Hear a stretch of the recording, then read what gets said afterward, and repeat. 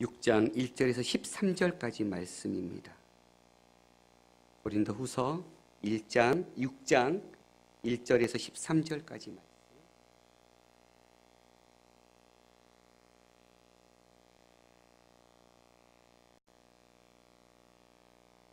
고린도후서 6장 1절에서 13절 말씀 함께 우리 한 절씩 같이 교독했으면 좋겠습니다.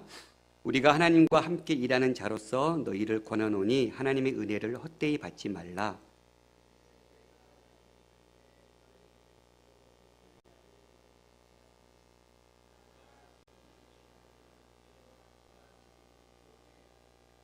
우리가 이 직분이 비방을 받지 않게 하려고 무엇에든지 아무에게도 거리끼지 않게 하고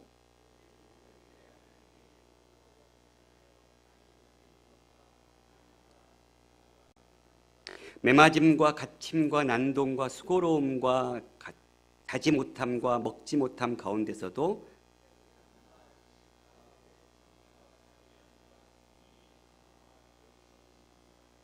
진리의 말씀과 하나님의 능력으로 의의 무기를 좌우에 가지고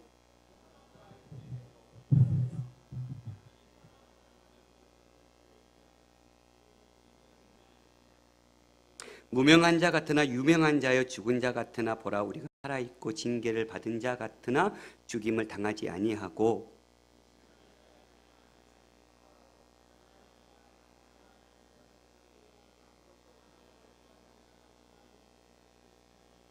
고린도인들이여 너희를 향하여 우리의 입이 열리고 우리의 마음이 넓어졌으니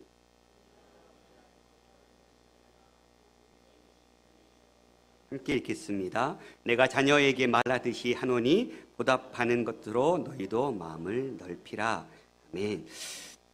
우리는 계속해서 바울의 사도직 변호에 대한 부분들을 묵상하고 있습니다. 그 가운데 우리는 어제 8단계의 그 사도직 변호 부분 가운데 마지막 단계에 우리는 이르렀었거든요. 그러면서 우리 지난 수요일 날 봤던 말씀의 19절, 20절 말씀, 곧 하나님께서 그리스도 안에 계시사 세상을 자기와 화목하게 하셨다. 그러면서 그 화목의 직분을 우리에게 맡기셨고 그 화목을 선포하고 전하는 자의 삶을 살아야 한다. 이런 말씀을, 그리고 바울은 그 화목의 직분을 감당하기 위해서 엄청 수고하고 있었다. 이런 말씀들을 전했었습니다.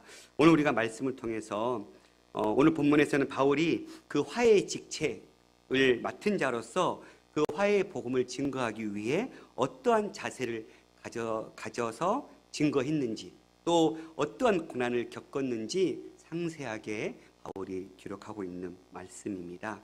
1절 말씀 보니까 우리가 하나님과 함께 일하는 자로서 너희를 권하노니 하나님의 은혜를 헛되이 받지 말라. 우리는 어떤 자들입니까? 바울은 우리가 하나님과 함께 일하는 자다 이렇게 얘기하고 있습니다. 여러분, 하나님과 함께 일하는 자들이 되기를 소망합니다. 주님 맡기신 사명, 책임을 감당하는 데 있어서 하나님과 동떨어진 책임을 감당하는 자들이 가장 어리석은 자들이죠. 무언가 자기 스스로 자기의 경험과 자기의 어떤 노하우를 가지고 맡긴 일을 하려고 하는 자들은 결탄코 실패를 맛보게 될 것입니다. 왜냐하면 주의 일은 주와 함께 할 때 열매를 거둘 수 있기 때문에 그렇죠. 바울은 우리에게 분명하게 권면하고 있습니다. 자기 바울과 및 일행들은 하나님과 함께 일하는 자들이었다. 바울은 가는 걸음걸음이 하나님과 동행의 걸음들이 바울의 13권의 그 서신서 속에서 너무너무 넘쳐 흐르고 있죠. 아무쪼록 저와 여러분이 하나님 주신 작은 일이든 큰 일이든지 간에 그 작고 크기에 상관없이 무엇을 감당하든지 어디에 가든지 주님과 항상 함께 일하는 자가 되었으면 좋겠습니다. 그리할 때 열매가 맺힐 거예요. 하나님을 의지하고 하나님을 붙잡고 하나님의 지혜를 구하고 하나님 맡기신 사명을 감당하기 위해 설 때 하나님께서 그 걸음걸음에 동행해 주시면서 하나님의 능력을 부어주시고 또 격려도 주시고 힘도 주시고 하나님께서 넘치도록 주의 은혜들을 쏟아 부어주실 수 있습니다. 그러니 가장 지혜로운 종은 맡기신 주인과 함께 그 걸음을 걸어가는 자. 그래서 우리 생동의 모든 가족들이 무엇을 하든지 간에 교회 안에서 작은 일이든지 큰 일이든지 간에 그 일을 감당함에 있어서 교만한 자들이 되지 않았으면 좋겠어요. 저도 이렇게 20년 가까이 사역을 하다 보니 어느 정도 노하우가 쌓이잖아요.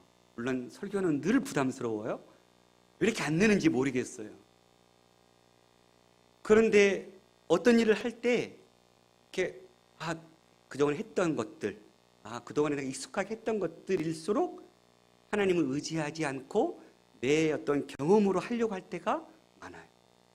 순간적으로 하나님을 내가 너무 확실히 많이 했고 익숙함에도 불구하고 또 그 일을 감당할 때 주님 지금도 이번에도 함께해 주십시오가 돼야 되는데 너무 익숙하다 보니 그 하나님의 손길을 놓쳐버릴 때가 있어요.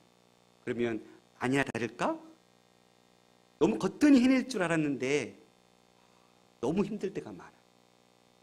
그리고 정말 두렵고 떨리는 마음으로 주님 함께해 주십시오 간절히 기도하면서 할 때는 정말 내가 완벽하지도 않았고 많이 준비도 못했지만 오히려 진짜 하나님 나와 함께 하심을 경험하고 느낄 때가 많지요.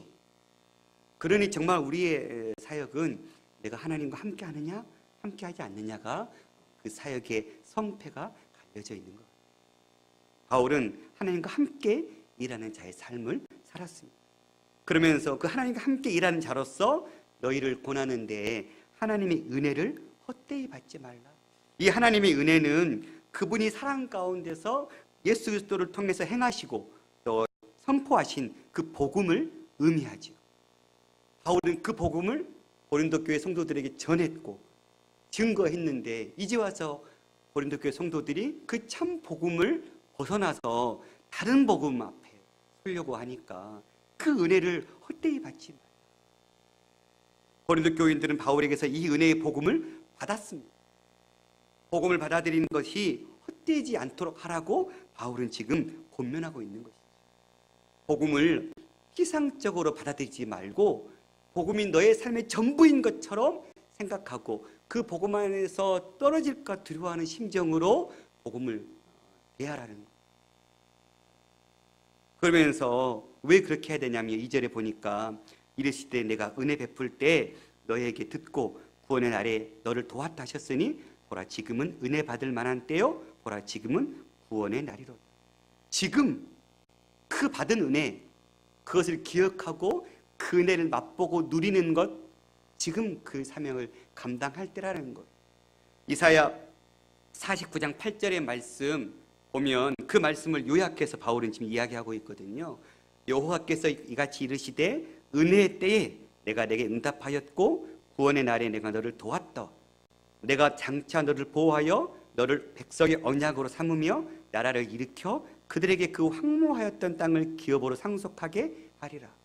이사야 선지자를 통해서 하나님은 바벨론으로부터 그 포로로부터 하나님이 건져내실 것이다. 이 땅에 다시 예루살렘의 이 땅을 지금 다시 회복해 주실 것이다. 약속했던 하나님께서는 이제는 그리스도를 통해서 하나님과 세상을 화목시키시는 것, 주님은 그것을 예수 그리스도를 통해서 이뤄가고 계시는 거거든요. 이스라엘 백성이 바벨론 포로로부터 귀환한 때를 구원의 날이라고 얘기한다면 하나님께서 예수님을 통해서 하나님과 세상을 화해시키는 것, 그때야말로 완전한 그리고 온전한 구원의 날이 되는 것이죠. 구원은 언제나 인간이 아니라 하나님 편에서 주어지는 것입니다. 그런데 그때가 있다라는 거예요. 우리가 전도하다 보면 그런 말씀들 많이 듣잖아요. 아직은 좀 더, 지금 너무 삶이 복잡해서 복잡하니까 나와야 되는데 복잡하니까 못 나오겠다라는 거. 지금 너 바빠서 바쁠 때일수록 중요한 걸 붙잡아야 되는데 너무 바쁘니까 그러면서 자꾸 뭐 해요? 자꾸 딜레이 시켜, 자꾸 뒤로 밀어요. 그런데 마치 그 인생이 언제 끝날지 누가 알아요? 그렇게 미루다가 오늘 밤 주님 그 인생 부르시면 그 인생은 하나님의 심판대 앞에 설 수밖에 없거든요. 그러니 바울은 그때 이 지금이라는 것은 크게 얘기하면 예수님께 십자가에서 구속하신 그 사역대로부터 최후의 심판대를 이야기하겠죠. 그러나 조금 작게 개인이 얘기하면 어떤 개인의 생존의 삶 기간 동안 더 좀 폭을 좁혀보면 하나님과 화목하라는 바울의 그 권면이 행해지고 있는 바로 지금 그때가 은혜 받을 때고 구원 얻을 때라는 거예요. 그러니 지금 그 복음 앞에 너의 삶이 반응해야 된다라고 바울은 이야기하고 구원의 현재성을 강조하고 있는 것이죠. 현재의 구원은 미래의 구원을 보장해 주죠. 오늘은 어제의 연속이고 오늘이 또 미래와 연결되고 있죠. 그러니 오늘 내가 주님을 새롭게 만나야 되고 오늘 그 구원의 은혜를 맛봐야 되고 그 은혜의 때를 내가 경험하고 맛봐야 오늘의 그 은혜와 그 구원의 때가 내일을 보장해 나가는 것이죠. 그러니 우리의 삶 가운데는 내일이 없어요. 나중이 없어요. 지금 복음 앞에는 지금 당장 즉시 반응해야 되는 것이 지혜로운 자죠. 바울은 고린도 교회 성도들을 향해서 지금 그때를 너희가 놓치지 말고 다시 붙잡으라는 거예요. 하나님의 그 은혜, 그 복음, 그 진리를 놓치지 말고 지금 당장 붙잡아라. 시간이 많이 있다라고 스스로 속이지 말고 지금 그 하나님의 말씀 앞에 돌아와라 라고 바울은 지금 권면하고 있는 것입니다. 그러면서 바울은 3절에 우리가 이 직분이 비방을 받지 않게 하려고 무엇에든지 아무에게도 거리끼지 않게 했다. 바울은 이 직분 5장 18절 19절에서 이야기했던 그 바울의 사도직을 얘기하죠. 바울은 그의 사도직이 회방받지 않게 하기 위해서 어떻게 감당했어요? 무엇에든지 아무에게도 거리끼지 않게 하려고 애썼어요. 바울은 복음을 선포하고 전하는 데 있어서는 자신의 삶을 복음 앞에 온전히 내려놓은 자였어요. 그래서 그의 직책이 비방거리가 되지 않도록 늘 조심하면서 처신했던 거죠. 그럼에도 바울을 비방한 사람들이 있었는데 그것은 사람들의 복음에 대한 무지와 그에 대한 오해에서 비롯된 것인지 그게 바울의 잘못은 아니었던 것이죠.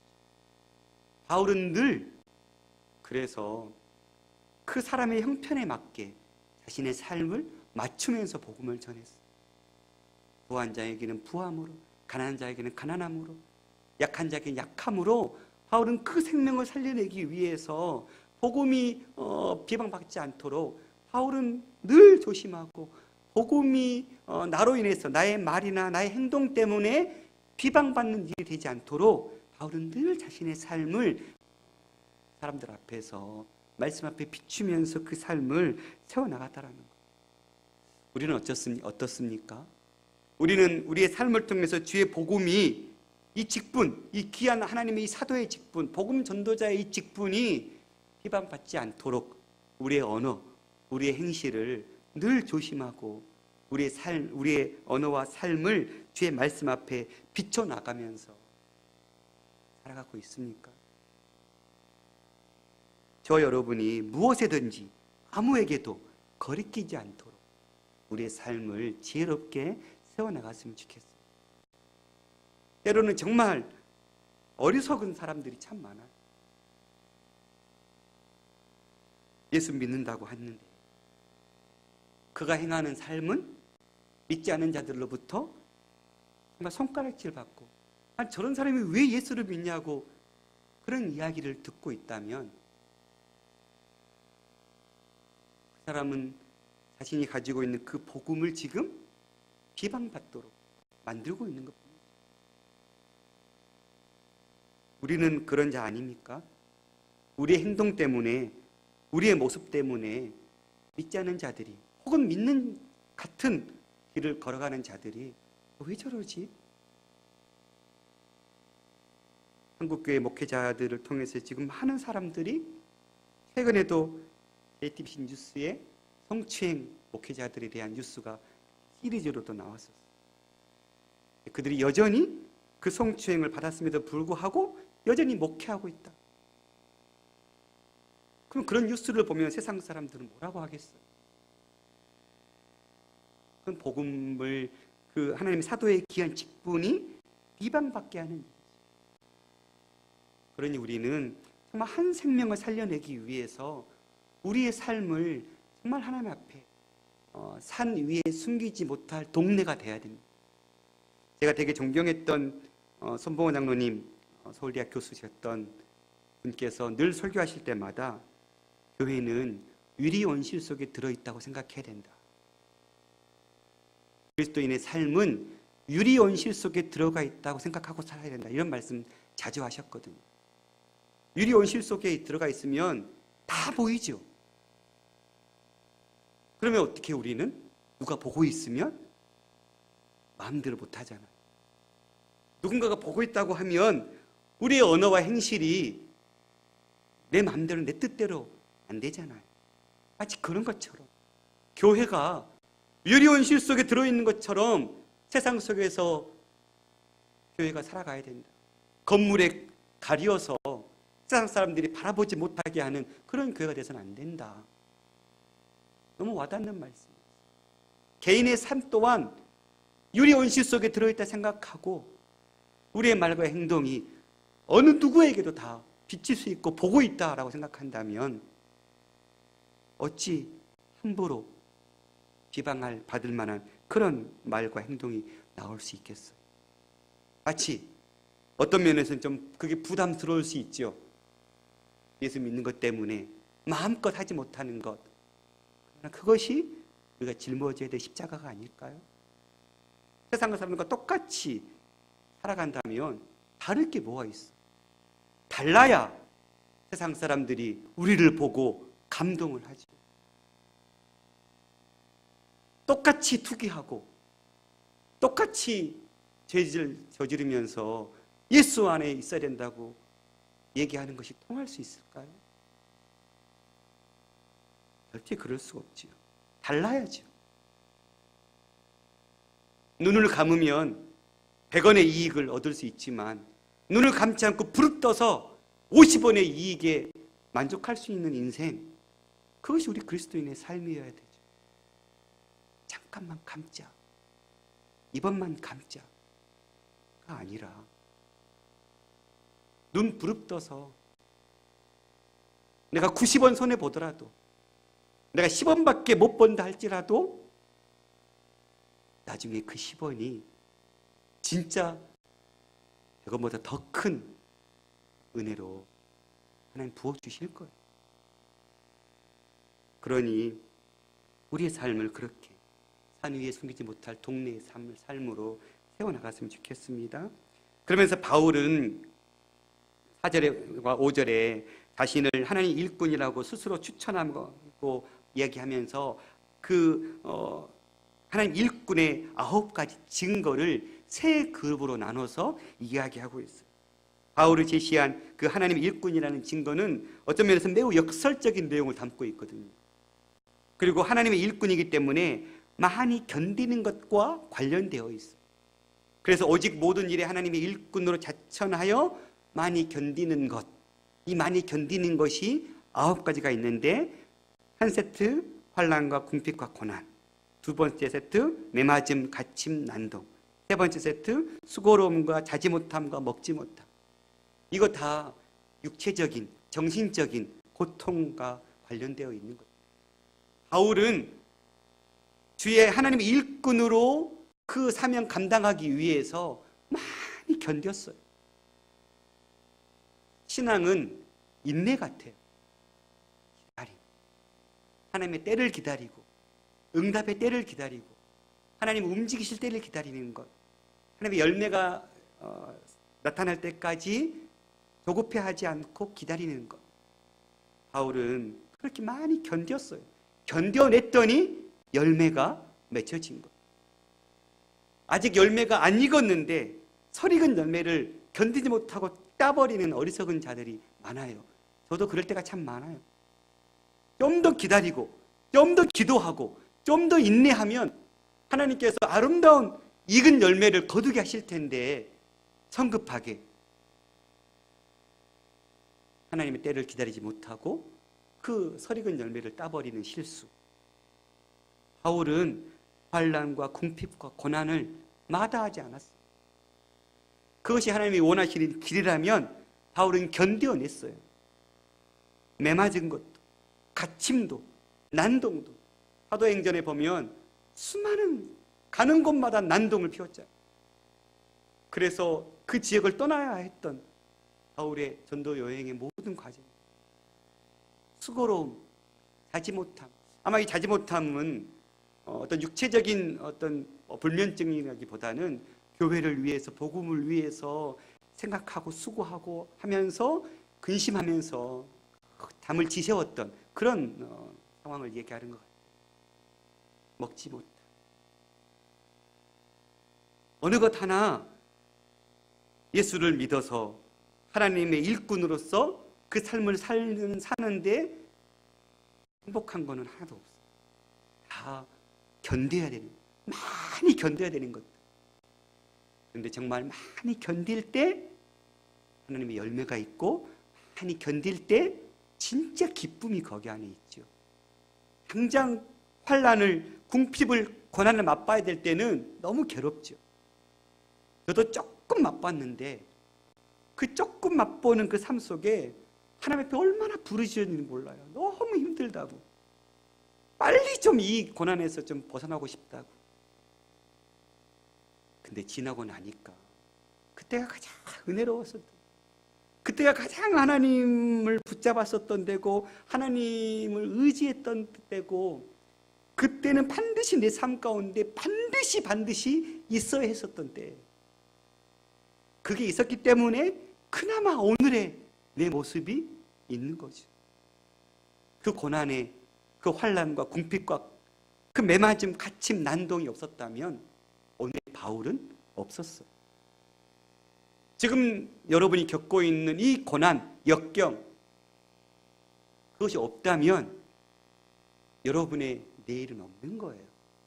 그게 있으니 정말 정금같이 나아올 여러분의 내일이 있는 것이죠. 그러니 우리도 바울처럼 많이 견뎌냈으면 좋겠습니다. 괴롭죠. 힘들겠죠. 이후에도 볼 텐데요. 쉽지 않은 문제 같아요. 그런데 바울은 이것을 설명하면서 전치사 n이라는 단어를 썼어요. 뭐뭐 안에라는 뜻이거든요. 뭐뭐와 함께. 바울이 이 하나님의 일꾼의 사명을 감당하기 위해서는 환난 안에 들어갔어요. 고난, 궁핍 안에, 고난 속에, 매맞음 속에, 갇힘 속에, 난동 속에, 수고로움 속에, 자지 못함 속에, 먹지 못함 속에 자기 삶을 넣었어요. 그렇게 그 고난과 함께, 그 고난 안에 살았을 때 바울은 하나님의 일꾼으로서의 열매를 맺을 수 있어요. 그러니 우리도 이 고난 안에 있기를 원합니다. 우리도 이 환난과 궁핍을 벗어나기를 구하는 인생이 아니라, 하나님께서 그 환난과 궁핍을 주시면 그 안에 풍성이, 그냥 풍덩이 빠져서 하나님께서 건져내 주실 때까지, 그러면 정말 우리의 삶은, 인생은 달라져 있을 거라고 확신합니다. 제가 조금 맛봤는데 달라져요. 고난은 정말 유익 같아요. 당장의 고난이 힘들어서 그거 벗어나려고 발버둥 치면 마치 늪에 빠지는 것과 똑같은 거예요. 발버둥 칠수록 계속 더 빠질 뿐이지. 바울은 그러지 않았어요. 그러면서 바울은 바울의 그 삶을 지켜줬던 원칙들을 6절과 7절 상반절에 이야기하는데, 깨끗함과 지식과 오래 참음과 자비함과 성령의 감화와 거짓 없는 사랑과 진리의 말씀과 하나님의 능력으로, 이걸 세 번역으로 보면 좀 더 구체적으로 알 수 있는데, 또 우리는 순결과 지식과 인내와 친절과 성령의 감화와 거짓 없는 사랑과 진리의 말씀과 하나님의 능력으로 이 일을 합니다. 바울이 어떻게 사명을 감당했다고요? 바울의 하나님의 그 일꾼으로서 그 사명을 지켜줄 수 있었던 것은 순결 때문에, 그 깨끗함 때문에. 이 깨끗함, 이 순결은 하나님을 만나는데 필요한 조건이지. 우리의 삶에 투명성이 있었으면 좋겠어. 삶이 깨끗함, 순결한 것. 하나님이 그릇도 금그릇, 은그릇을 쓰시는 것이 아니라 깨끗한 그릇 쓴다고 하셨잖아요. 우리의 삶이 순결했으면 좋겠습니다. 그래야 우리가 하나님의 복음 사명자로서 삶을 감당할 수 있는 거죠. 두 번째, 지식. 이건 사도의 능력을 의미하죠. 가르치는 사명이 필요하죠. 이 지식은 바로 하나님 자신으로부터, 다시 말하면 그의 말씀, 그의 율법으로부터 오기 때문에 바울은 이 지식 때문에 교만해지거나 방자해지는 것이 아니라 오히려 더욱 겸손하게 하나님을 찬양하면서 그 사명을 감당했어요. 세 번째, 오래 참음, 인내죠. 인내. 그리스도인의 가장 기초적인 덕목, 사랑의 태도. 인내 없이는 사랑할 수 없어요. 자비함, 친절 혹은 선함, 이것은 하나님의 성품 중에 또 하나죠. 오래 참음과 자비는 자기 유익을 구하지 않는 것과 그 거짓 없는 사랑을 가능하게 하는 것. 또한 여섯 번째, 거짓 없는 사랑은 인간의 사랑이 아니라 하나님께로부터 오는 사랑. 일곱 번째, 진리의 말씀은 바울이 전했던 예수 그리스도를 통해서 하나님의 그 화해의 메시지, 그 복음의 능력을 의미하죠. 마지막, 하나님의 능력 안에서 이 모든 것을 바울은 감당했다. 그러니까 바울이 복음의 그 사명 감당하기 위해서 엄청난 9가지의 그 고난 안에 들어가 있었는데, 동시에 똑같이 또 N이라는 전치사를 써서 그렇게 9가지의 어려운 역경 속에 들어가 있었는데, 동시에 또 어디 안에 들어가 있었어요? 순결과 지식과 인내와 친절과 성령의 감화와 거짓 없는 사랑과 진리의 말씀과 하나님의 능력 안에 동시에 있으면서 이 사명 감당한 거예요. 저와 여러분이 이 사명을 이렇게 감당했으면 좋겠어요. 고난 속에도 있지만 그 안에 하나님 앞에 열매를 얻기 위해서 그 고난의 터널 속에서 들어가 있지만, 그 동시에 그 하나님의 순결, 지식, 인내, 친절을 얘기하고 있는 이 8가지의 덕목, 무엇보다 하나님의 그 능력 안에서 하나님의 능력으로 이 일을 했다. 우리가 어찌 순결할 수 있겠어요? 우리가 어찌 지식으로 풍성히, 하나님의 능력 안에 있을 때 이 모든 걸 감당할 수 있는 것이죠. 역경에 가득한 이 현실 속에서 하나님과 같은 성품을 가지고 살아간다는 것은 결코 쉬운 일이 아니죠. 전쟁과 같이 분투해야 하는 그 삶일 것입니다. 거짓과 탐욕으로 가득 찬 악한 세상에서 하나님 보시기에 참되고 맑게 살아가는 일이란 하나님의 능력을 의지한다 해도 쉬운 일이 결코 아니에요. 왜냐하면 악과 불의에 대항해서 싸우는 그 투쟁의 역사이기 때문에. 이것이 쉽게 되는 것이 아니지. 처절하게 몸부림치며 싸워내야 되는 것들이죠. 그래서 은혜의 때, 구원의 때에 살고 있는 사도 및 그리스도인의 현재는 모든 문제가 해결되어 있는 상태가 아니라 오히려 복음 선포를 위해 거리끼는 모든 장애 요소들이 널려져 있고, 그 널려져 있는 그 장애 요소들을 우리가 대항해서 싸우는 자의 삶으로 놓여져 있는 것이죠. 그러니 우리는 날마다 싸워야 돼요. 이겨야 돼요. 투쟁해야 돼요. 싸우지 않으면 이 복음의 사명을 감당할 수 없죠. 왜냐하면 세상은 계속해서 우리를 삼키려고 찾아오니까 우리가 깨어서 싸워야 돼요. 그러면서 바울은 사역의 수단들을 7절 하반절부터 8절 상반절까지 이야기하는데, 바울은 의의 무기를 좌우에 가지고 영광과 욕됨으로 그러했고 악한 이름과 아름다운 이름으로 그러했다. 세 번역에도 이렇게 또 번역하고 있어요.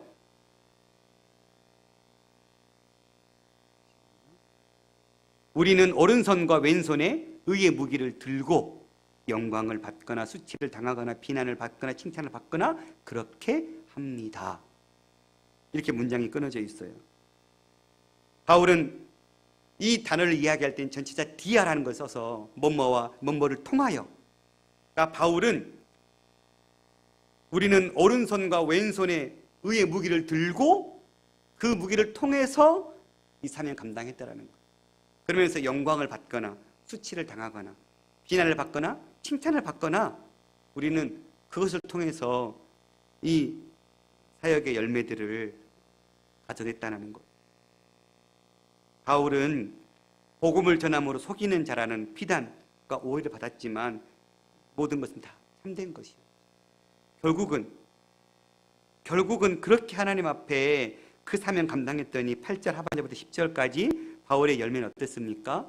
우리는 속이는 자 같았으나 참된 자고, 무명한 자 같았으나 유명한 자고, 죽은 자 같았으나 살아있고, 징계를 받은 자 같았으나 죽임당하지 아니했고, 근심하는 자 같았으나 항상 기뻐했고, 가난한 자 같았으나 많은 사람을 부유하게 하고, 아무것도 없는 자 같았으나 모든 것을 가진 자가 되었다. 총 7개의 항목을 이야기하고, 우리의 겉모습은 고난과 역경 속에 주의 말씀의 십자가를 지고 나가는 그 모습은 세상 사람들, 믿지 않는 사람들이 보기에는 속이는 자 같아 보이죠. 무명한 자 같아 보이고, 죽은 자 같아 보이고, 징계를 받은 자 같아 보이고, 근심하는 자 같아 보이고, 가난한 자 같아 보이고, 아무것도 없는 자 같아 보일 것입니다. 그러나 진짜 우리의 속에, 우리의 삶의 정말 알맹이는 뭐예요? 참된 자고, 유명한 자고, 살아있는 자고, 죽임당하지 않는 자고, 항상 기뻐하는 자고, 많은 사람을 부유하게 하는 자고, 모든 것을 가진 자일 줄 믿습니다. 그렇게 바울처럼 이 사명을 감당할 때 사도된 자로서 그 엄청난 고난과 역경을 다 하나님께서 부여해 주신 그 사명, 하나님께 앞에 갖춰야 될 조건을 가지고 삶을 살 때 이러한 은혜가 있다라는 거예요. 바울은 끊임없이 이 삶을 위해서 애썼던 자죠. 바울이 이렇게 수고했다라는 거예요. 나는 이렇게 복음 사명을 감당했다라는 거예요. 대단하지 않아요? 우리는 정말 이렇게 바울처럼 이 복음의 사명을 감당하기 위해서 바울이 고백하고 있는 이 고백을 드릴 수 있을까요? 나는 목사로서 정말 바울이 고백하고 있는 이 고백, 내가 복음 때문에 갇힌 바 되고 환난과 고난을 기꺼이 그 안에 풍덩이 빠져서, 그리고 주님 앞에 깨끗함, 그 사랑, 지식, 오래 참음, 자비함, 진리의 말씀, 거짓 없는 그 사랑, 하나님의 능력 안에서 이 사명을 잘 감당하고 있는 거예요. 그렇게 감당할 때 우리는 진짜 무명하는 자 같으나, 마지막 말씀 너무 좋더라고요. 아무것도 없는 자 같았으나, 그렇죠? 근데 진짜 모든 걸 가진 자. 우리 그리스도인은 그런 것 같아요. 아무것도 가진 것 없어 보여요. 그러나 우리에게는 모든 것이 있어요. 왜요? 영원한 삶이 우리는 가지고 있잖아요. 믿지 않은 자들은 그 일시 잠깐 스쳐 지나갈 그 인생의 것들을 가지고 있잖아요. 그러나 우리는 비교할 수 없는 영원한 것들을 가지고 있으니 결국 우리는 포기한 것 같고, 양보한 것 같고, 사라지는 것 같고, 아무것도 나에게 남는 것이 없는 것처럼 다 퍼지고 다 줘버린 것 같고, 다른 사람을 복음으로 살리기 위해서 시간을 투자하고 물질을 투자하고 정말 모든 삶을 다 내어서 정작 내 것은 아무것도 없는 것 같아 보였지만 결국 우리는 모든 것을 가진 자, 저 여러분이 이 모든 것을 가진 자의 삶을 누렸으면 좋겠습니다. 세상 사람들이 보기에는 아무것도 없는 것 같은 그런 삶으로 비친다 할지라도 그것이 정상입니다. 오히려 세상 사람들이 보는데 예수 믿는 자들이 많이 가지고 있다, 비정상입니다. 안 나는 거예요. 베풀지 않은 거죠. 물론 그 그릇의 크기는 다를 수 있겠죠. 다 가난하라고 지금 얘기한 거 아니죠. 부할 수 있어요. 그러나 그 부함 속에서도 부함만큼 더 많은 걸 나눌 수 있잖아요. 이건 우리가 가난합시다, 우리 저 굴다리 밑에서 살아갑시다, 다 버리고, 이게 아니죠. 우리에게 주어진 삶의 모습대로 살아가는 거예요. 가난한 자는 가난한 자답게, 부한 자는 부한 자답게 주님 주신 그 달란트 안에서 맡기신 사명대로 하나님 앞에 드리면 되는 거죠. 그러면서 바울은 마지막 성도들한테 권면해요. 11절부터 13절. 내가 이렇게 너희들의 고린도 교회, 너희 고린도 교회 성도들을 세우기 위해서 내가 이렇게 복음 앞에 충성되게 감당했다. 그러니 고린도인들이여, 너희를 향하여 우리의 입이 열리고 우리의 마음이 넓어졌으니 너희가 우리 안에서 좁아진 것이 아니라 오직 너희 심정에서 좁아진 것이니라. 내가 자녀에게 말하듯 하노니 보답하는 것으로 너희도 마음을 넓히라. 좀 말이 어렵죠? 세번역 보니까, 고린도 사람 여러분, 우리는 여러분에게 숨김없이 말하였습니다. 바울은 지금 숨김없이 자기가 어떻게 사역했는지 다 얘기했죠? 우리는 마음을 넓혀 놓았습니다. 고린도 교회 성도들은 오히려 바울을 저 거짓 사도 아니야? 저 가짜 아니야? 하면서 친히 세웠던 설립자를 지금 내쫓아버리고 있는 그 상황인데도 불구하고 바울은 그 고린도 교회 성도들 향해서 마음의 문을 활짝 열어놨어요. 그리고 그러면 우리가 여러분을 옹졸하게 만드는 것이 아니라 여러분의 마음이 옹졸한 것입니다. 거짓 선생들에게 속아서 바울은, 고린도 교회 성도들이 지금 옹졸함으로 바울을 대하고 있는 것이죠. 나는 여러 자녀들을 다 이르듯이 말합니다. 보답하는 셈으로 여러분도 마음을 넓히십시오. 바울은 지금 화해의 메시지를 던지고 있는 거예요.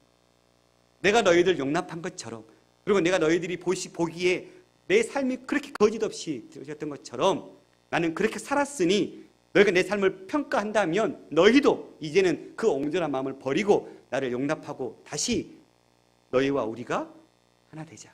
나중에 7장에 가면 이제 고린도 교회 성도들이 용납하고 바울과 하나됨을 기쁨의 그 편지를 쓰고 있어요. 사랑하는 성도 여러분, 인생에서 힘든 일 가운데 하나는 좋은 관계를 맺었던 이들과 갈등이 생겨서 서로 등을 돌리고 사는 것이 아닐까. 더욱이 그 갈등이 해결될 기미를 보이지 않고 계속해서 더 깊은 수렁으로 빠져들어갈 때 죽고 싶은 심정이 있을 때가 있죠. 하지만 한쪽이 먼저 마음을 열고 진심으로 상대방을 이해하고 화해하려고 다가서면 해결의 장이 마련될 것입니다. 서로가 각자의 연약함과 부족, 잘못을 시인하면 화해는 시간 문제일 뿐이죠. 하지만 서로 잘못을 인정하고 이를 시인하기까지 그 과정이 너무 복잡하고 길어지는 것이 문제이죠. 인간의 자존심은 한없이 커지는 풍선과 같아서 한 번 부풀려지면 그 바람을 빼기가 쉽지 않아요. 그런데 그리스도께서 당하신 그 고난과 죽음을 우리가 기억한다면 우리는 할 수 있는 거죠. 왜요? 우리가 1만 달란트 빚진 자들이니까. 갚을 수 없는 죄의 은혜를 우리는 하나님께서 갚아주신 자들입니다. 그래서 그리스도께서 당하신 그 고난과 죽음의 의미를 올바르게 이해하고 그분을 닮으려고 애쓰는 사람이라면 사실 우리의 그 자존심은 그다지 문제가 되지 않을 수 있습니다. 사랑하는 마음이 앞서면 자존심은 사라지고 말 것입니다. 사랑은 자존심과 함께 설 수가 없기 때문에 그렇죠. 하나님의 사랑을 경험한 그리스도인에게 자존심은 쓸모도 없고 거추장스러운 장식품에 불과하죠. 그러니 오늘 바울과 고린도 교회 성도들이, 특히 바울이 자신이 세웠던 교회의 성도들이 자신을 향해서 비난하고 있는 이때에 도리어 여전히 변함없는 사랑으로 그 성도들을 향해서 십자가의 화해를 내밀고 있는 사도 바울처럼 우리도 우리 가정 안에, 우리 이웃 안에, 우리 공동체 안에 화해의 손을 내밀어야 될 곳이 없는지 살펴보고 다른 누군가가 내밀기를 기다리는 어리석은 자들이 아니라 내가 하나님으로부터 받은 그 사랑의 크기를 기억하고 내가 먼저 그 사랑의 화해의 손을 내밀 수 있는 그런 성숙한 하나님의 자녀들이 되었습니다.